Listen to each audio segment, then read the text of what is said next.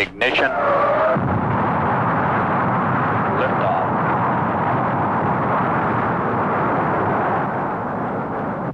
Lift Flight clock start. 163908. Looks good. Flight. Roger, booster. Roger, clock start. Fuel pressure running a little high. Roger. Roger. Stand. How's it looking, guidance? It's looking good, Flight. Roger. Go, Fido. Slightly low, no problem. Roger, Fido. How about you for staging? Thanks. Tanks are go for staging. Roger, Capcom. We're go for staging. Staging. Roger, staging. How's our thrust look, booster? That thrust is looking a little high, Flight. Roger. Okay, stand by for final status. Check, booster. Go. Retro. Go. Fido. Go. Guidance. Guidance, you go. Stand by one, Flight. Surgeon. Go. Econ. Go. GNC. Go. How do you stand, guidance? I go, Flight. Roger, Capcom. We're go. Early shutdown. We have a Seco here, Flight. Roger. It's shut down. Flight Fido, we had cut off. Stand by. Roger, Fido. Standing by for heavy ice. Right, heavy ice counting over 300 feet per second. 7295. 72 is 2. Flight Fido, we're no-go. Roger. Capcom, we're no-go. Capcom, we're no-go. Roger, you are no-go. No-go. Retro, you got a time here? Roger, Flight. Area Charlie at 9+20. Full angle on the retro, 7 degrees. Recovery Roger, flight. 7 on the retro. Flight. Roger, we had a 4 4 here. We're going for area Roger. Charlie. We'll be retro firing at 9+20. Roger, Flight. You give me some weather and access times in that area, please.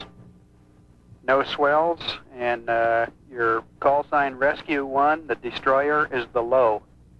5, 4, 3, 2, 1.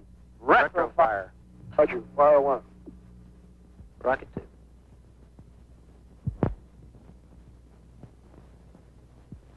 This was not an actual Gemini mission. Nobody left the ground. Gemini did not abort. We have simply edited together an isolated launch with shots of the flight controllers simulating that launch. The flight was simulated from an adjacent room in the Mission Control Center, Houston, and like many other things in the space age, flight simulation is done by computers. The primary and backup crew for Gemini 8 will undergo 11 days of such simulated flights before launch day, March 16th. Early in the program, experts sit down and analyze the Gemini 8 flight. They know it is a 3-day mission. Its primary purposes include rendezvous in space with an Agena target vehicle, the first docking in space, and a 2-hour spacewalk by pilot David Scott. The experts then devise problems that could occur, some simple, some quite challenging.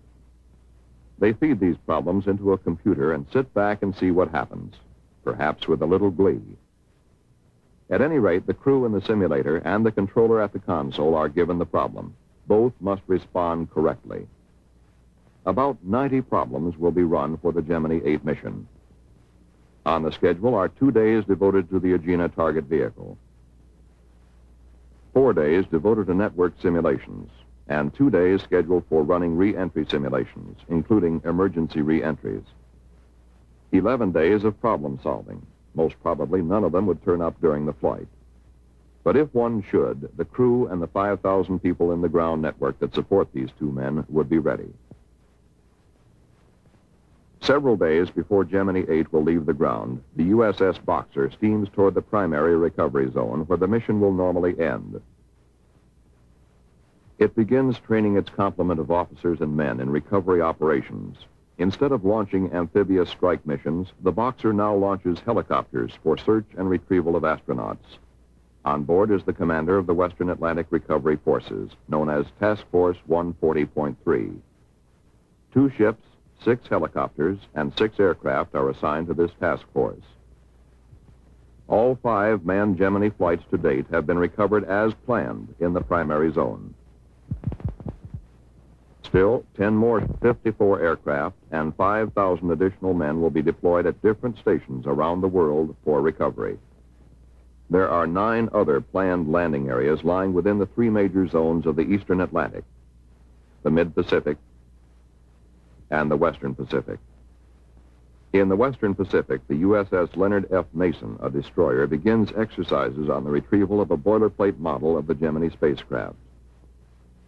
The Mason will cover 3 landing areas within Zone 3. It will be backed up by aircraft from Okinawa and Japan. The chief difference between the primary area where the Boxer is stationed and a secondary area such as this is the comprehensiveness of coverage, the number of aircraft, ships, and recovery specialists on station. In addition, a special launch abort area covers the landmass and immediate offshore areas at Cape Kennedy. Recovery teams go out before the astronauts enter the spacecraft in case of an ejected abort from the launch pad or shortly after liftoff. There could be more extreme contingencies. The emergency might be such that a spacecraft could not land in a planned landing area. In a dire emergency, the command pilot might have to fire the retro rockets and come right down. Bare statistics come into play here. The world is 70% water and 30% land. The odds are strongly weighted toward a water landing. Aircraft are stationed at 12 points to locate the spacecraft in this emergency. Any commercial shipping in the area might then be called for assistance to pick up the astronauts. Freighters, oilers, tankers, any ship with heavy hoist equipment could also take the spacecraft aboard. If the crew comes down over land, they would use the ejection seats, leave the spacecraft, and land by parachute. Astronauts have not only a complete survival kit to sustain them, but they are trained to live off the land, even desert and jungle. Whether Gemini comes down over water or land, recovery is planned and coordinated by a NASA team of specialists. They set up the requirements for a mission and work closely with the Department of Defense. DOD then commits the necessary ships and aircraft to do the job. The DOD manager for manned spacecraft support directs worldwide recovery forces. He is in contact with 2 main elements under his command, the Atlantic Recovery Control Center, Cape Kennedy, and the Pacific Recovery Control Center, Hawaii. The red telephone puts him into direct contact with the highest levels of the Department of Defense for further assistance. But all of this, the red telephone and the contingency aircraft off Pago Pago Island, South Pacific, seems remote on the 16th of March. The crew is entering their spacecraft for what has every sign of being a normal flight. At the same time, on Launch Complex 14, the Atlas Agena count is only 25 minutes from liftoff. The Gemini mission is largely based on a successful orbit of the target vehicle. The Agena count has no holes. Right on the nose at 10 o'clock Eastern Standard Time, the Atlas launch vehicle ignites.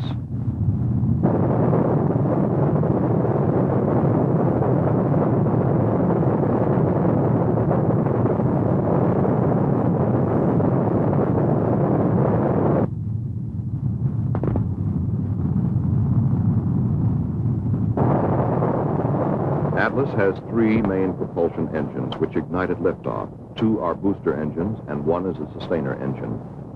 The booster engines cut off first, some 2 minutes, 40 seconds into the flight.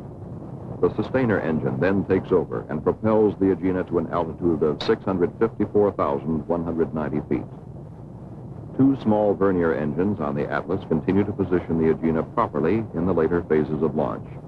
They cut off at 5 minutes, 6 seconds after liftoff. The Agena propulsion system then inserts the target vehicle into a circular orbit. Today, the flight plan calls for a circular orbit of 161 nautical miles. Something close to that would be acceptable. The Agena propulsion system can be started from the ground and a burn completed to change the orbit. But as the final figures come up to the flight dynamics officer, no in-flight burns will be needed. Agena has hit the planned circular orbit of 161 nautical miles. This is a good beginning for any rendezvous flight. The news is given the crew by the spacecraft communicator. Pilot Scott comes back with just what the doctor ordered. The flight director now calls for launch of Gemini 8 at 11:40 and 59 seconds Eastern Standard Time. Offshore, the launch site recovery forces are fully deployed. They now can only wait like the rest of us. Stage 2 pre-valves coming open, 5 seconds. T T-minus 20 seconds, mark.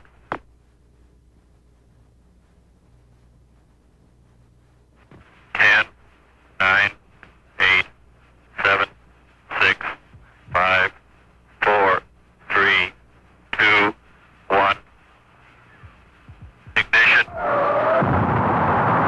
Liftoff. Roger, Clark, Gemini.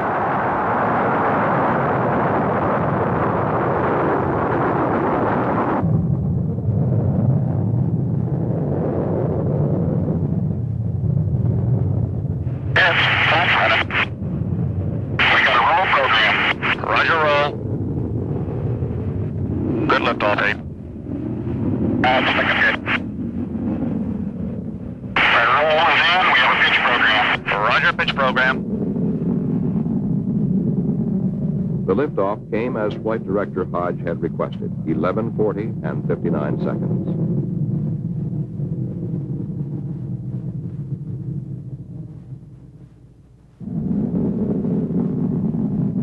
Gemini 8 goes into the clouds high above Cape Kennedy. As the spacecraft comes out of the clouds, an aerial chase plane picks it up for a close look at what it's like to ride as a spacecraft crew on top of a booster. Mark, 50 seconds. You're looking good, 8. After 50 seconds, the crew releases the restraints which are required for seat ejection. Gemini 8 was inserted into an orbit of 86 nautical miles by 146 nautical miles, very close to the planned values of 86 by 145 nautical miles. Roger, we have staging, ignition. Roger, staging. Yeah, we saw the full-length fireball there. Yeah. The launch site abort is the first contingency that has passed successfully. A carefully trained team has been released and returns to other duties. With 2 good orbits, target vehicle and spacecraft, Gemini 8 had a head start on rendezvous and docking. The maneuvers for rendezvous would be essentially the same as those performed by Gemini 6. So fast does the space program accelerate that rendezvous was the primary objective of Gemini 6 in December. But 3 months later, it is March, and rendezvous almost seems routine. Everyone is focused more on docking. Everyone except those who fly the mission. Then you take things step by step. This is Gemini Control, Houston. About 2 minutes ago, Neil Armstrong called in over Tananarive, and he was able to confirm at that time that radar lock had been established. Roger, do you have solid radar lock on with the Agena? Over. That's affirmative. We have solid radar lock. Just a second, I'll give you our current range. Roger, thank you. Sounds good. We're indicating 158 miles range and elevation of about 4 degrees. After radar lock-on, the crew will circularize their orbit inside that of the target vehicle. Meantime, the ground does not sit still, idly waiting for something to happen. Recovery forces are constantly shifting in response to the orbit of the spacecraft, changing station according to a detailed recovery plan. The USS Cochrane, a destroyer in the mid-Pacific, takes position for a 4-4 recovery. That is, recovery in the 4th revolution in Zone 4. Zone 3 will be the planned landing zone for the next 3 revolutions, for 5, 6, and 7. After that, Gemini 8 will not be over a planned landing area again until the 10th revolution. Then it passes over the Eastern Atlantic Zone. If an emergency occurs in the 8th or 9th revolution, the spacecraft will land in a contingency area. Recovery is supported there by aircraft and available commercial shipping. But right now, much of this seems academic. The crew has other business. Okay, we've got a visual on the Agena at 76 miles. Roger, understand. Visual, Agena 76 miles. Hello, Houston. This is Gemini 8. We're station keeping on the Agena at about 150 feet. Way to go, partner. You done it, boy. You done it. Good job. Do the thing. Boy, look at that sucker. That's beautiful. See the dipole? Do I ever? I see everything with that fella. Man, that's great. Man, that is really slick.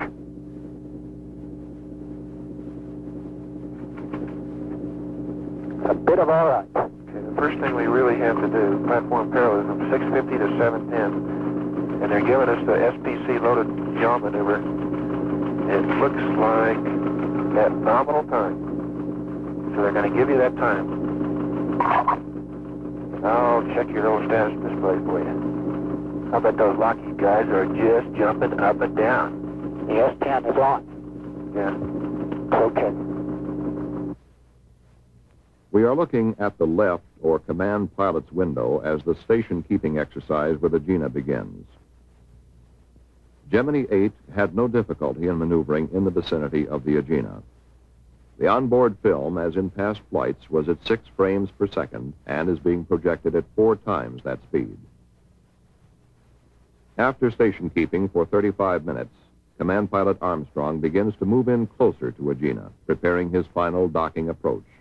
Both vehicles are traveling at approximately 17,500 miles per hour. We are looking at the target docking adapter end of the Agena. The command pilot makes a docking approach by applying very small thrust increases to Gemini 8. The maximum velocity difference between the two vehicles at docking will be about 1 foot per second.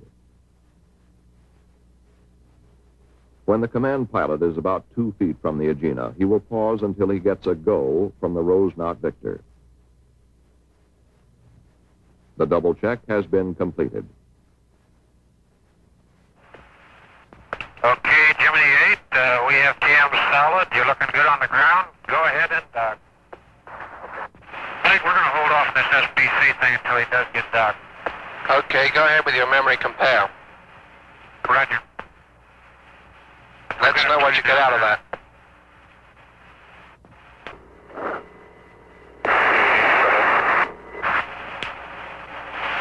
Flight, we are down. That was it. 2 vehicles docked for the first time in space. Shortly after docking, the crew was slightly surprised when Jim Lovell, the spacecraft communicator, checked in with this caution. Roger, 8, reading you loud and clear. I have some information for you. Ready to copy? Stand by. What kind of information is it? If you run into trouble and the attitude control system of the Agena goes wild, just send in command 400 to turn it off and take control with the spacecraft. Did you copy that? Roger, we understand. It was a routine check. You punch 400 into the onboard computer. This automatically turns off the attitude control system of the Agena. If the problem is Agena control, that ends it. Minutes later, Gemini 8 passed out of communications range beyond the island of Madagascar. The crew was preparing to begin a series of docking exercises. And the Mason was between stations. It had left 5-3 and was headed for a 6-3 recovery zone. Since we were in the 5th revolution, the retrofire experts were routinely updating their retrofire times. These are usually planned for 6 revolutions ahead and stored in the onboard computer. It was about this time that Jim Lovell almost qualified as the space prophet of the year. For 7 hours after liftoff and 27 minutes of normal docking, an excessive yaw and roll motion occurred. The crew punched up 400, but the trouble was not in the Agena. Unable to find an immediate answer, Mr. Armstrong undocked. The roll rate continued to build up, reaching about 1 revolution per second. Struggling to regain control, Mr. Armstrong was forced to fire the re-entry thrusters and gradually reasserted control over the spacecraft. Neither crewman experienced any loss of orientation. Gemini never approached a critical structural strain. Once the re-entry thrusters are fired, there is the possibility of fuel leakage in orbit, leaking of fuel essential for re-entry. The flight had been highly successful through 27 minutes of docking, but final action rests squarely on the shoulders of this man, the flight director. A decision came quickly. Fuel readings were too low. Abort. That was the first decision. Others follow. Where do we recover? A stream of facts flow into Flight Director Hodges' console. Exact orbital position. Weather in the Pacific. Available daylight in recovery zones. And the whereabouts of the USS Mason. A destroyer which had repetitiously practiced picking up a boilerplate model of Gemini in the waters of the Pacific came into its own. Millions of people suddenly learned that it existed. With Gemini stabilized in flight, there were several advantages to delaying re-entry for another orbit. The retrofire officer would have an exact reading on retrofire times, and the crew could prepare for re-entry, and aircraft could be on station at splashdown. This is the way it would be. The NASA coordinator leans over toward the DOD console. We want to recover in 7-3. The DOD manager immediately punches the button, which puts him in contact with Pacific Recovery Control, Hawaii. Hawaii alerts the captain of the Mason. He swings around and heads for 7-3, making 30 knots. Search aircraft scramble from Okinawa. They will be over the predicted landing point 10 minutes before the spacecraft splashes down. As Gemini 8 begins its 7th and final revolution, weather is excellent in the splashdown area. The crew is busy. The command pilot has time for only this brief reflection. I'd like to argue with them about going home, but I don't know how we can. That was all. Gemini 8 sweeps past Ascension Island. Retrofire will come up over Kano, Nigeria. Air-to-ground communications are broken, but the rockets fire right on the nose. The crew begins their descent through the atmosphere. This is the view they will see for a long time, the high peaks of the Himalayas. After these forbidding mountains, the sweep of the Pacific will look friendly and hospitable. Waiting for Gemini 8 are rescue aircraft circling in the landing area, ready to pick up an electronic signal from the spacecraft. 2 aircraft from Okinawa were originally assigned here, but 5 others were quickly alerted and added to the recovery team. When Gemini 8 is only 3 miles away, a C-54 catches sight of it on the main landing parachute. After that, landing is almost routine, and Gemini 8 landed within 2 miles of the predicted impact point. The first pararescue swimmer in the water is Airman First Class Neal. Airman Neal is a veteran of combat rescue work and a good man to have on your side. He was quickly followed by 2 other rescue swimmers. It was early afternoon in the Pacific, but almost 11 o'clock at night in the Atlantic, where the USS Boxer had waited. The Mason, 3 hours away at splashdown, reached the area at 3:17 p.m. local time. Crew and spacecraft, both in good shape, were soon aboard. Within 72 hours, NASA scientists would pin down the source of trouble. A short circuit in the wiring of the number 8 yaw thruster had caused it to fire erratically. The possibility of this failure recurring is slight, but a master switch has now been added to the Gemini spacecraft. The crew can throw this switch and cut off all power to the attitude thrusters in any future flight. Once the difficulty was corrected, we could take time out to realize that Gemini 8 had brought us closer to lunar exploration by demonstrating the first successful dock in space.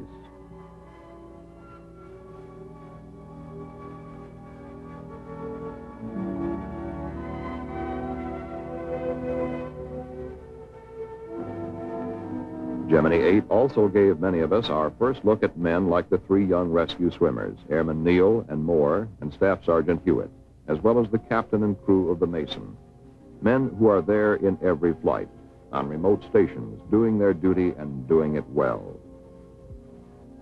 It was these men who sighted Gemini 8 on the parachute and took the crew and spacecraft safely aboard the Mason. At that point, we knew that the long months of training and the many simulations and the close interplay between NASA and the Department of Defense were sound. The mission is ended. The control room is empty, but it will soon fill up again as simulations begin for the next flight. We had achieved our first docking in space. We experienced our first orbital abort. In both cases, Gemini 8 came through with flying colors.